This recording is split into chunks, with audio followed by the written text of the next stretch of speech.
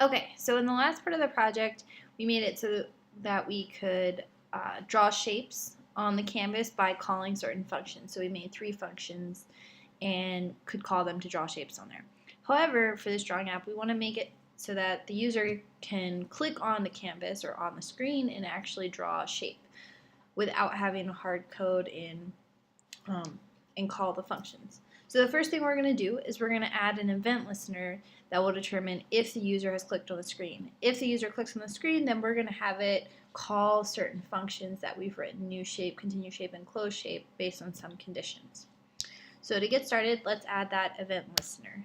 We'll do that using this line of code, canvas.add event listener. We're going to do this for a click event for when the user clicks on the screen. So it'll be listening to see if the user has clicked. If the user clicks, we want to call a function. We're going to pass it the event. And then we need curly brackets. At the end of this event listener, we are going to want to have a semicolon, so we can go ahead and add that now. And then I have a couple of lines here where we're going to start to write our function that will occur when we click on the screen. So the next thing we need to do is we want to set the current x and current y to be where the user clicks. So we need to update those variables.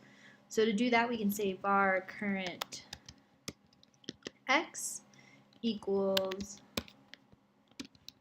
event dot client x, and this is getting the current click point for when the user clicks the screen and setting that to current x.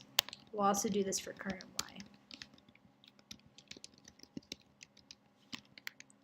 Now that we have the current click points, we can actually start deciding when to call certain functions, and that's going to be based on when the user is clicking on the screen, some of the conditions that we talked about early on when we were planning this project. So when the user is clicking on the screen, they can be clicking on the screen for the first time. When that happens, we want to call the function new shape. If they have already clicked on the screen, they're in the middle of drawing a shape, they can either continue the shape or close the shape. To continue the shape, that'll be if the user has not clicked near the starting point. If they've clicked near the starting point, then we're going to call close shape. So we're going to create all of this logic using if and else if conditional statements. So the first thing we want to do is figure out, are we drawing a new shape or not? If we're drawing a new shape, that means that shape status is going to be equal to false, and then we'll call the function new shape. So let's write that logic first. So we'll use a if conditional, so if shape.status, and we need to use 3 equal signs here.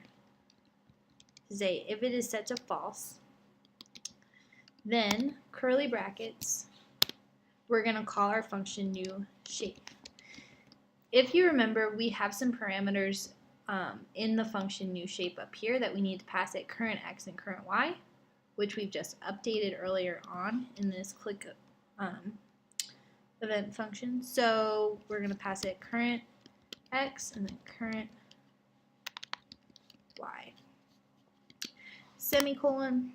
Alright, so if the shape status is equal to false, we're going to call the function new shape, and it's going to run all of this code.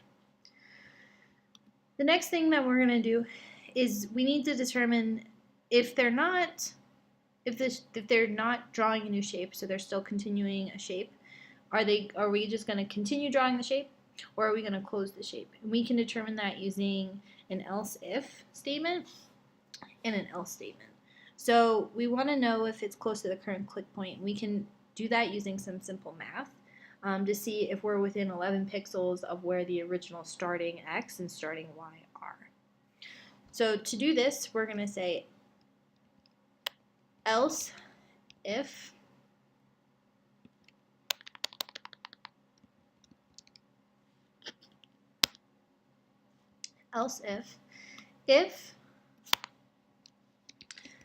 the math.abs, so it's finding the absolute value of the difference between the starting x and the current x. If the absolute value of this is 11 or less than 11, then we'll want to close it. If it's more than 11, then we'll want to continue the shape. So we can do this by saying shape.start x minus current x less than 11. And we need the current y position also be within 11 pixels. We can say math.apps shape.start y. I can already see a mistake in it here. It should be x, capital. Shape.start y minus current y less than 11. If those things are true, then we are going to call our function close shape. And if you remember right up above, we can see our function close shape. We're actually not passing any parameters to this. We just wanted to close the shape.